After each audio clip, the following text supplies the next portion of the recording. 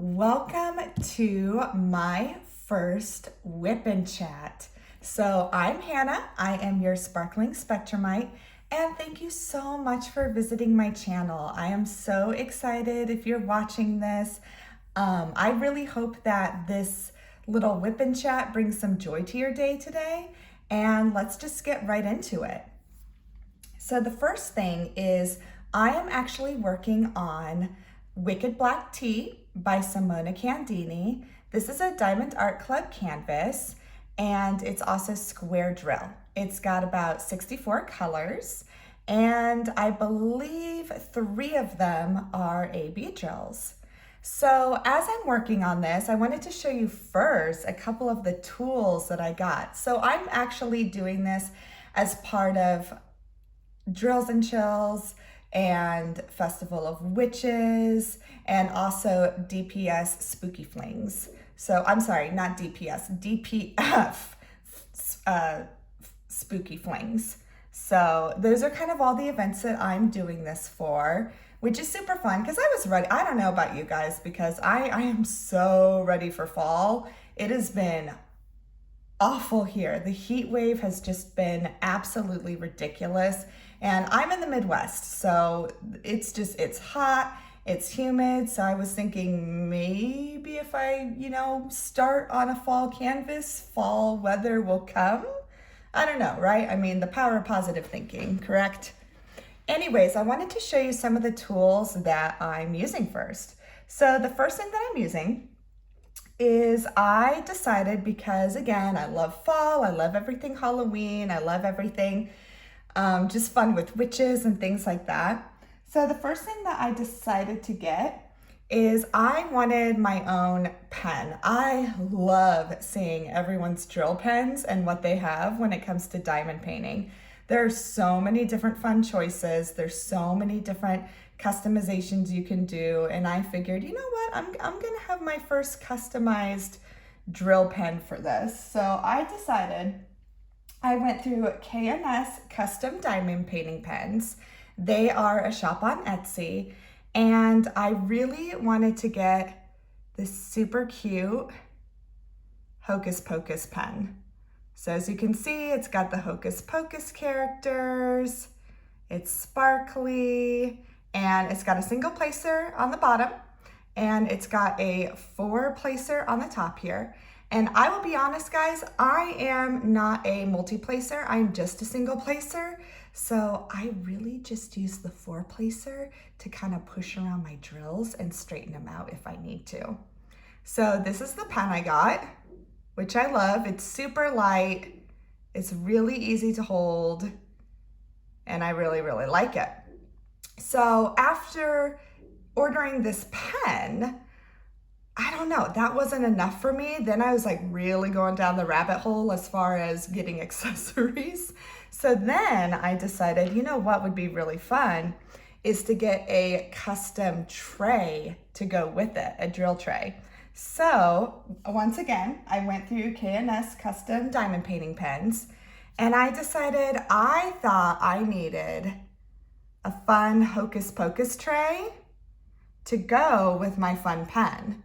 So they made me this tray, which I love. They chose the colors for me, the image, everything. And then look on the back, guys.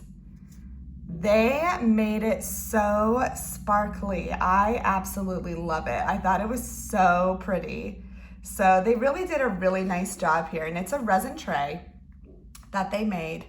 And yeah, so when you have the tray and the pen here, it really makes just a super cute matching set. So I was really excited about that. But that's not all. So I had my pen, I had my tray, and then I figured, well, now I'm kind of feeling this whole Hocus Pocus vibe here, because I had the pen, I had the tray, and then I figured, well, now I think I need a cover minder, because I love using cover minders. They're just a fun extra accessory. And I'm sorry, guys, if you hear my dog in the background, I apologize for that. I have a huge Great Pyrenees, and she is definitely our guard dog. And I mean, if the wind changes directions, she will literally bark. Or if a leaf blows by, she's gonna bark at it because God forbid a leaf attack the house, she's going to protect us. So anyhow, if you hear her in the background, I really apologize for that. Hopefully it won't happen in the future. Anyway, so the last, or no, not the last thing, because I've got a couple more things. So then I wanted to get a cover minder. And the cover minder I got, because again, wanted to go with the whole hocus pocus vibe, because that's what I was feeling. And I found a Etsy shop called Dream Diamond Art, and she makes cover minders. Her name is Gail. And I found this super cute cover minder. Hopefully you can see that well, with, you know, the Sanderson sisters on it. But what I loved about it is I really love learning about fashion and designers and things like that. Now, am I myself fashionable? Absolutely not. But I love looking through Vogue magazines and fashion books and things like that. So I thought this was just a really cute cover minder that kind of put a different interpretation of the Sanderson sisters. So yeah, that's their Vogue cover, which is pretty awesome. I love it. So that was my cover minder. And I'm gonna go ahead and show you how to use this now. So a cover minder is just something to keep the plastic on your painting back. So I already have my sectioned off painting here. I'm gonna peel back the plastic here. And with your cover minder, it's got a magnet on the back. And so what you do is you're gonna take the magnets apart like this, and you're gonna put one magnet all the way under, let me lift it up here, all the way under your painting, and then you're gonna put the top on the magnet and it connects. And then there you go. You can just use that as a cover minder and it keeps your plastic down just like that. So that was the cover minder I decided to get. And then the last thing is I have just been using the regular pink wax that comes standard with your diamond painting kits that you get. But I'd seen a lot of people starting to use, you know, the different scented waxes or the different putties. And I had scented wax, which I really like, and I still use that for a lot of my paintings.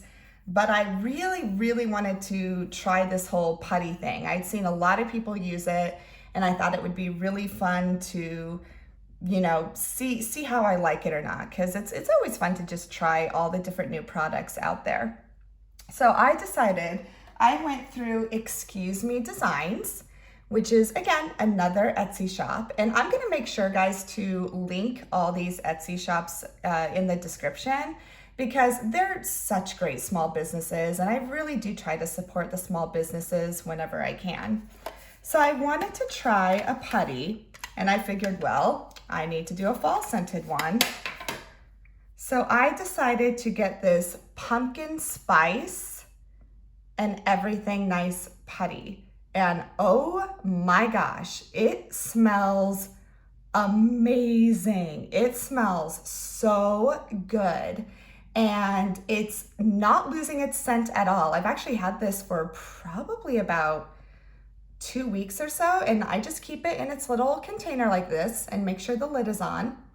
And see, I'll open it, and it's firm. I mean, you seriously, and it looks like a small amount, but literally you need like that much for your diamond painting. That's about it. And it lasts forever, and it's super firm and it's super sticky, and it has been amazing. Like now I'm kind of like, why didn't I try putty before? Because it is really, really awesome.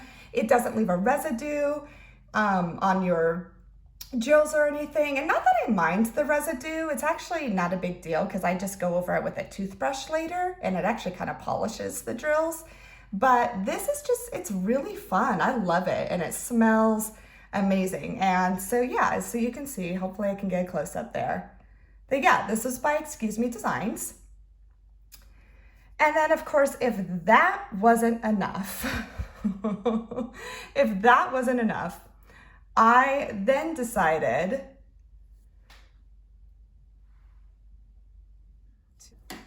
I'm sorry guys, I had a technical difficulty there, but we're all good now. So as I was saying before, I got this putty from Excuse Me Designs.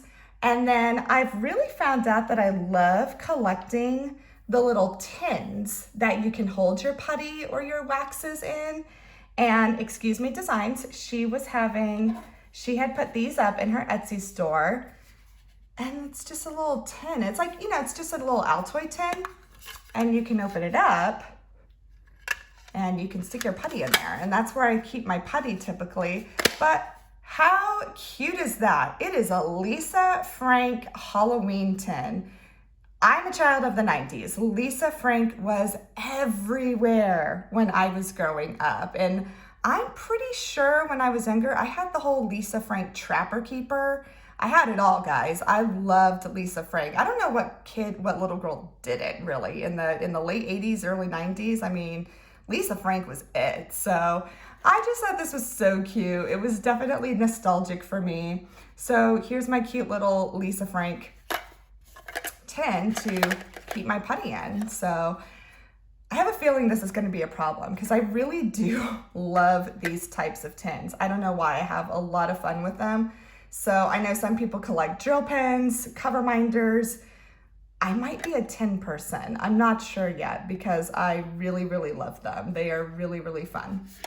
So those are all the different tools that I'm using for my diamond painting. So I'm gonna go ahead and get started after I explained everything. And I figured with this WIP and Chat, since this is the first one, I figured I'd just kind of tell you a little more about myself and just kind of how I got into diamond painting, just my back history, things like that. So I am actually, let's see, I guess we could start from the beginning, right? So I was born on a Sunday after, no, I'm just kidding. I'm not going to go that far because that would be, that would be really, really bad. So anyways, a little about myself. I am 35 years old and I have been married for almost 10 years. It'll be 10 years in January. So pretty excited about that. He is an amazing guy and I met him when I moved out here to the Midwest because I'm actually originally from Arizona and went to college in Arizona and actually was a teacher for 12 years. So I got my teaching degree in Arizona. I did a dual major in elementary and special education. So I did a double major and was a special education teacher and a language arts teacher for 12 years. I was in and out of public schools, private schools, charter schools. I've done it all. I have taught, let's see here, I'm trying to think. I've taught every grade except for 12th grade and 5th grade. Those are the only two. Because with my special ed degree, I was able to teach, basically, I could teach any kind of resource room or a special education classroom for any grade K through 12. So I was able to work with a lot of different types of students and a lot of different ages, which I feel really fortunate that I had that opportunity. And I really, really liked it. And then I also taught special education with language arts. And I also taught classic literature, which I do miss teaching that. I really loved teaching classic literature. I taught it to middle school students who were taking it as an elective, and it was really, really, really fun. So I taught classic literature, I did resource room, I did language arts. I taught for a while, when I first started teaching, I taught 11th grade English and I taught 9th grade English. So that was really fun. I really enjoyed working with high schoolers. It was a little intimidating because at that time I was literally, 22 years old. So I was barely older than my students. So that was always a little different, but it was super fun. So yeah, so I got my teaching degree in Arizona. And I came out here to the Midwest because my sister and my brother-in-law had moved out here because at the time when I left Arizona, it was actually really difficult to get a teaching job, believe it or not. At the time, they only wanted teachers who had prior experience. And it's like, well, okay, how do I get experience if you won't give me a chance or hire me? So it was really difficult, and they were not hiring. They were trying a new thing with their education system, and yeah, did not want to hire first year teachers. So my sister and my brother-in-law with my nephew, they had already moved out to the Midwest because just hearing, cost of living was less and more job opportunities. So what they did is they bought me a train ticket actually to come visit them after I graduated. And so literally on my college graduation day, I didn't want to walk. I didn't want to do the ceremony just because I was just kind of done. I was like, I got through college, I'm done. And instead, on that same day, I actually took a train out to the Midwest in Kansas, actually. That's where I am, is in Kansas.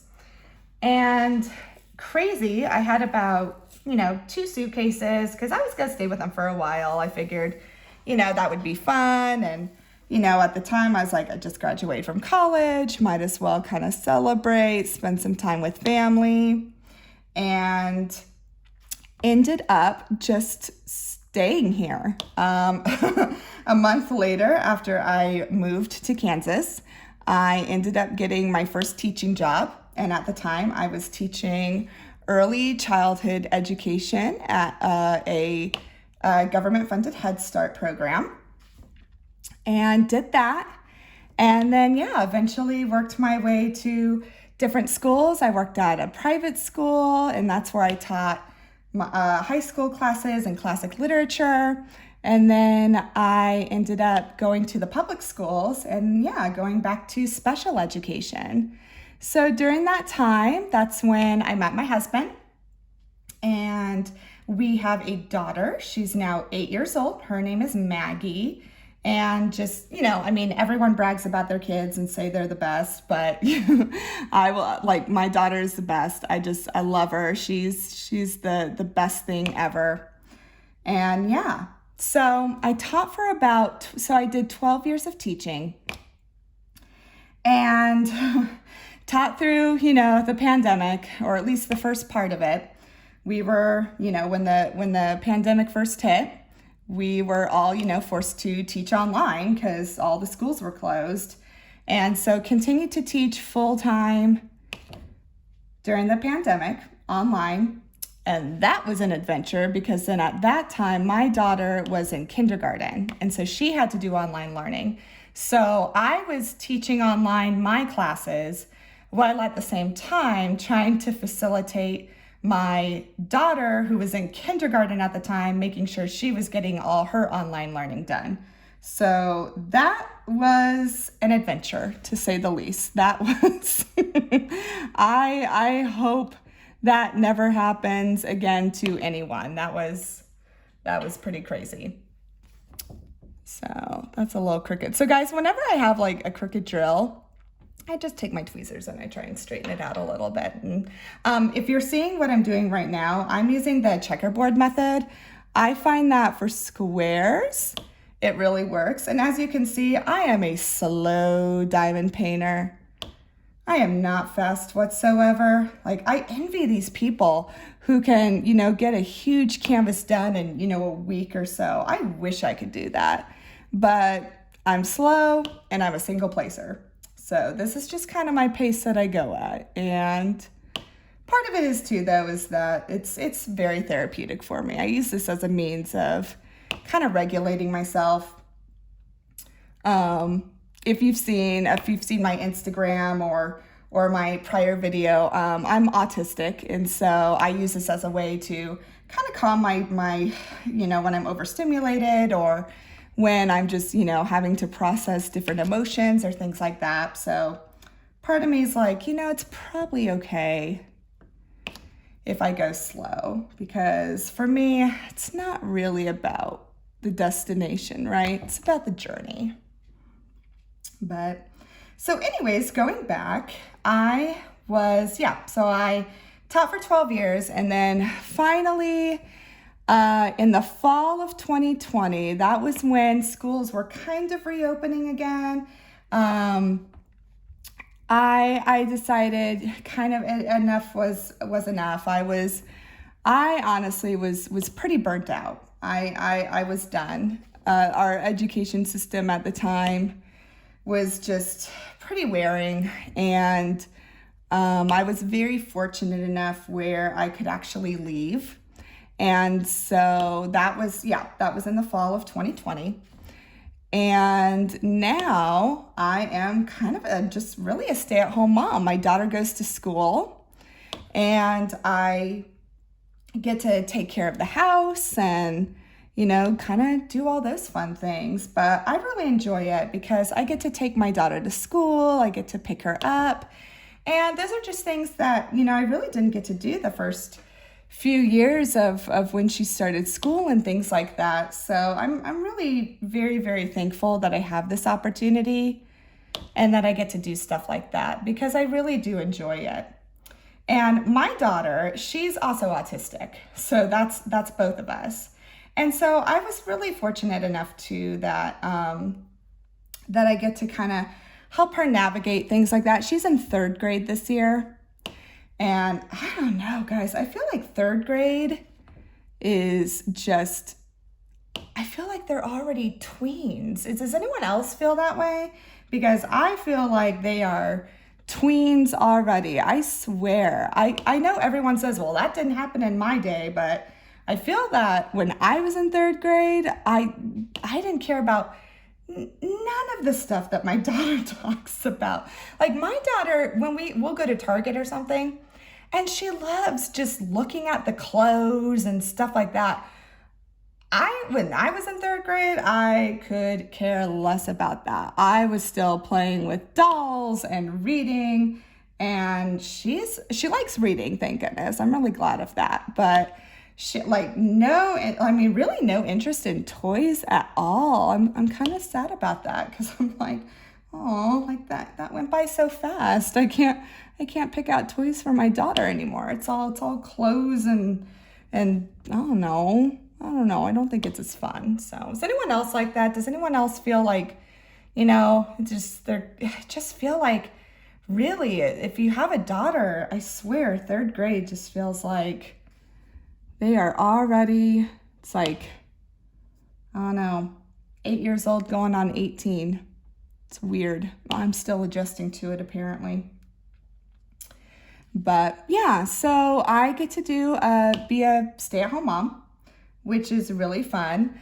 And I do substitute though, because unfortunately there is still a huge, huge need for substitute teachers. There's definitely a teaching shortage in Kansas. Really, it's kind of national. I think there seems to be a teaching shortage everywhere. And so I decided, I wanted to help where I could. And, I knew I didn't want to go back into the classroom full time, but I do miss a lot of aspects about teaching, obviously. I miss working with students and I miss the creativity involved and things like that. I just don't miss kind of all the other stuff that was surrounding it. And so I am a substitute. So I like to go in and substitute if I can. And I kind of like that. It's a good fit because in a way I don't have to, I get to be with the kids, I get to enjoy that, but I don't have to write IEPs anymore or, do grading or assessments or data tracking or any of that thing. Because I felt like that was kind of during my last few years as a SPED teacher. That's really what it was. I was bogged down a lot by paperwork. I was constantly doing paperwork. I was always writing IEPs, which that part I actually enjoyed. I don't mind writing IEPs. I was actually really good at it because I'm a pretty technical writer. I've always been that way. But it was getting to be a lot. And so I'm thankful now that I am in this position where, I can just go into a classroom and enjoy teaching for the day and then just kind of go about my way and not have to worry about it again. So I've really enjoyed that part about substitute teaching. So what else about me that may actually be considered interesting? Let's see. Okay. I have, so I'm married and I have a daughter and we have 6 animals. We have a small domestic zoo in my house. We have 3 cats and 3 dogs. So our dogs, we have, I mentioned the Great Pyrenees earlier. So we have a Great Pyrenees named Charlotte, and she's as sweet as can be. She is the best dog ever. She just, she barks a lot because that's kind of their instinct. Great Pyrenees, they're kind of known for their barking. So we have Charlotte, our Great Pyrenees. And then we have a newer one. So we've had Charlotte for 5 years. We got her when she was a puppy. And then our newest addition is Bertha. And she is a German Shepherd. And she's super sweet. We got her at our local Humane Society. And she's really good. She's just a really sweet girl and just kind of fits into the whole dynamic of our house. She's a good girl and she's really good for a puppy. I mean, when I had my 2 previous dogs, when they were puppies, they were, oh my gosh, they were insane. But Bertha's pretty mellow. She just does great. And part of it is maybe, I think, at the time when my 2 other dogs were puppies, I was working. So, I didn't really get as much time to probably properly train them as much as I should have. And with Bertha, that's when I was already not teaching anymore. So I figured, I can actually put some time into maybe training her properly. So I did. I really tried to spend as much time with her as I could just to kind of get her socialized with other dogs and things like that. And I think that is what has been really good for her and maybe why she is as calm as she is, because she's already had a lot of socialization and a lot of training for a puppy. But then the last dog we have is Ralph. And Ralph he's our little guy. He's our little old man. That's what we like to call him. He is a Shih Tzu Poodle mix. And we've had him now for, we got him before we were married. So we've had Ralph for 11 years. So he's kind of an old timer. And he was actually a stray. And we had some friends who had found him. He had actually wandered into their backyard. And he had asked my husband and I, they had asked my husband and I, hey, do you guys want to adopt this dog together? And at first, we're kind of like, but we looked at him and he was so cute. And so we named him Ralph. And the first thing that we did this, because he was a super cute dog, and we figured someone's got to be looking for him. So, we did all the right protocols. We took him to the vet, made sure he was healthy. They tried to scan to see if he had, any kind of microchip or anything, and he didn't. And then we made sure to call, animal control, because that's when a dog's missing. That's typically how it's reported and everything. So we called animal control, we called the Humane Society, and we said, hey, is anyone looking for this dog? I mean, he was super cute. It's just like, this little white fluffy guy. And no one said anything. They were like, no, we haven't. We sent pictures and everything. And they had said, no, no one's looking for this guy. And we're like, okay, well, what happens if, should we turn him in first to see if anyone tries to claim him, or what should we do? And they told us, it was really sad. They told us, well, listen, this is what happens if, an animal, is found and turned into us. We only have a certain number of days, and if they're not claimed, then they get euthanized. And we were like, well, how long would this guy have? And at the time, this was all right after Christmas. And I think what was going on is, people get pets for Christmas and then realize, oh no, this is too much. And, end up kind of just letting their pet free, I guess I would say. That's really not the right thing to do, but that's what they end up doing. And so they said, well, the thing is, we're really packed right now. Unfortunately, we've had a lot of surrenders since Christmas time. So if you bring him into us and he's not claimed, he's literally got 48 hours to get claimed. And if he's not claimed in 48 hours, then they euthanize him. So we're like, oh my gosh, we don't want to take that chance. And literally the animal control people told my husband and I, they said, listen, honestly, if you guys can adopt him, that would be best, because there's a very good chance that he probably would not be claimed in 48 hours. And if you like him, they suggested that we just go ahead and take him. So that's what we did. So we adopted him and, got him all licensed and vaccinated and all that fun stuff that you get to do with your pets. And that's how we got our little Ralph. So that's Ralph. And so those are our 3 dogs. We've got Charlotte, Bertha, and Ralph. And then we've got 3 cats. And the cats came when that was kind of a pandemic thing. So at the time, when I said before, my daughter was in kindergarten, and, everything just shut down. You have to tell a 5-year-old that, oh, you can't go back to school because of this, this, and this. And that was really hard for my daughter. And online learning it was not a good fit for her. So we tried as best we could, and we got through the school year. She did great. She got through kindergarten. It was wonderful.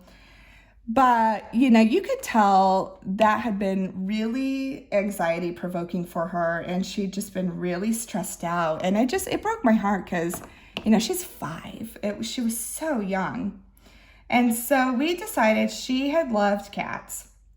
And I was kind of like, well, I had cats growing up and I always liked them. So my husband and I kind of talked about it and met with a couple of friends who had cats, and I would take there's a hair there. Well, speaking of cats, it's probably a cat hair, to be quite honest, because they're down here all the time. So I just take my tweezers, and if I don't get it now, I'll get it later. Anyways, so we had talked with our friends about, letting Maggie see different cats and things like that. And she was just really good with them. And that was the nice thing is my daughter, she's always been really good with animals. She's super gentle with them. She's just, she's so great with them. So luckily, one of my former coworkers, she was a foster parent for the local Humane Society. And what she did was she fostered cats. She would get a call and, they say, hey, we have, these abandoned kittens or this abandoned cat, but think it would be a great pet, just don't have room for it. Could you foster it? So she did. So she had 2 sisters, 2 little kittens who were, kind of a Siamese calico mix. I think that's what they are. They're super pretty. They're like white and gray, and they've got really pretty blue eyes. And so she had this pair of sisters who she had just gotten into foster care. And she had let me know, she said, hey, I know you're maybe thinking about a cat for your daughter. And we knew we wanted to do a pair because we really wanted to make sure that, the kitten had someone to play with. So we figured we'd be getting 2.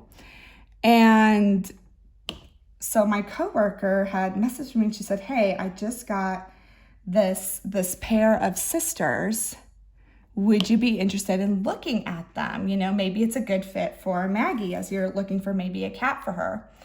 And so we did, and they were the perfect fit. Maggie fell absolutely in love with them. And what was really cool is since we knew the foster mom, we didn't have to wait for them to be posted for adoption through the Humane Society or anything. They put our name as reserving them.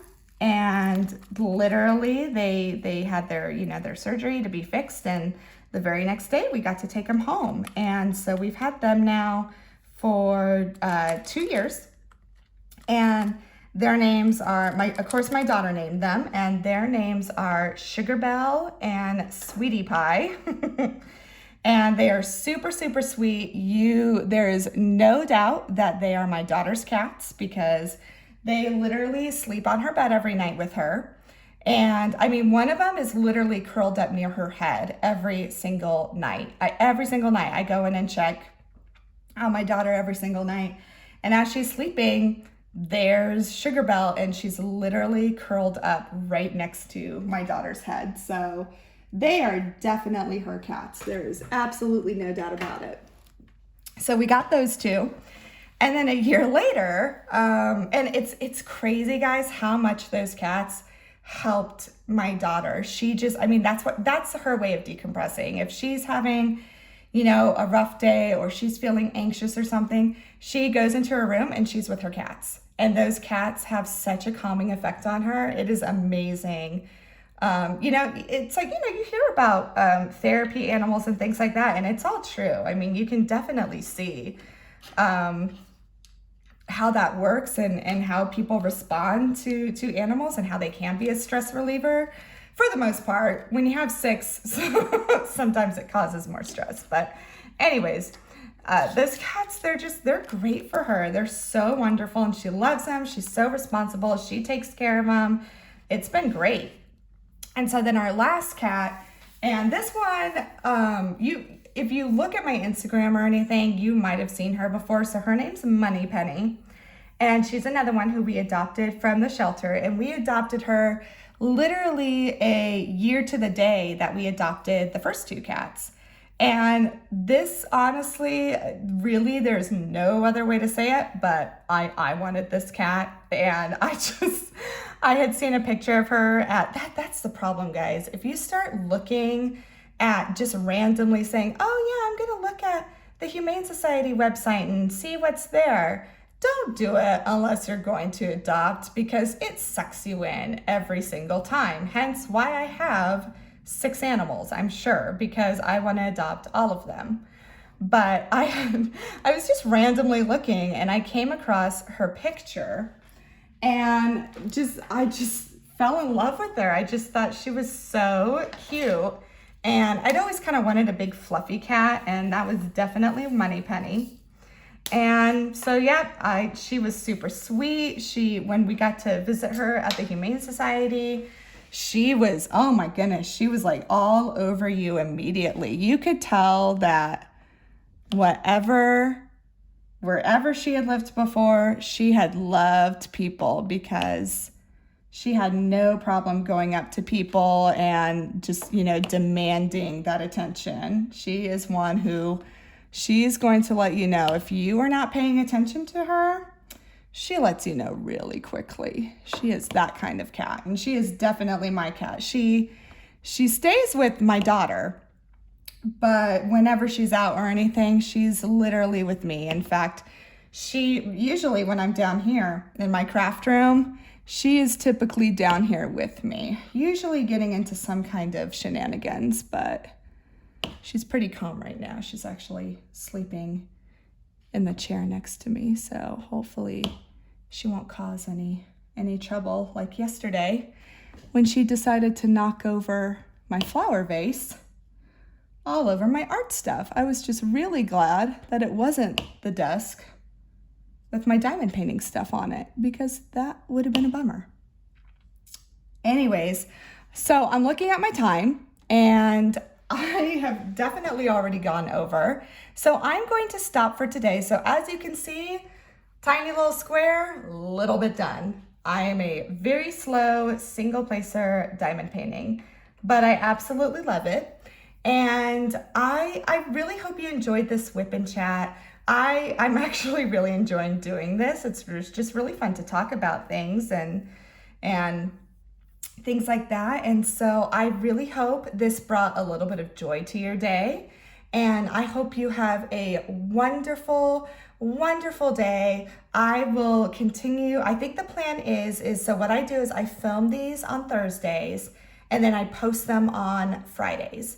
So hopefully every Friday you will see a new WIP and Chat from me. That's the goal right now. So anyways, I hope you all have a fabulous day. Thank you so much for watching. Feel free to click like, hit subscribe, and I really hope to see you again. Bye.